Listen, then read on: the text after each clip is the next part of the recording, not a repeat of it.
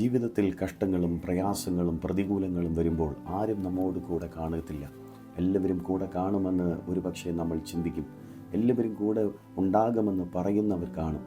എന്നാൽ പ്രതികൂലങ്ങളും പ്രതിസന്ധികളും വരുമ്പോൾ നമ്മൾ മാത്രമായിരിക്കും.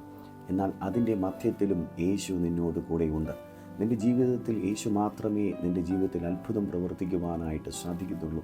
യെശയ്യാ പ്രവാചകൻ്റെ പുസ്തകം 25-ാമത്തെ അധ്യായം അതിൻ്റെ 4-ാമത്തെ വാക്യം നമ്മൾ പഠിക്കുമ്പോൾ കാണുവാനായിട്ട് സാധിക്കുന്നു. ഭയങ്കരന്മാരുടെ ചീറ്റിൽ മതിലിൻ്റെ നേരെ കൊടുങ്കാറ്റ് പോലെ അടിക്കുമ്പോൾ നീ എളിയവന് ഒരു ദുർഗവും ദരിദ്രന് അവൻ്റെ കഷ്ടത്തിൽ ഒരു കോട്ടയും ശരണവും ഉഷ്ടത്തിൽ ഒരു തണലും ആയിരിക്കുന്നു എന്ന് ദൈവത്തിൻ്റെ തിരുവചനം പറയുകയാണ്. ഉഷ്ണത്തിലും പ്രതികൂലത്തിൻ്റെ നടുവിലും പ്രതിസന്ധികളുടെ നടുവിലും യേശു നിന്നോട് കൂടെയുണ്ട്.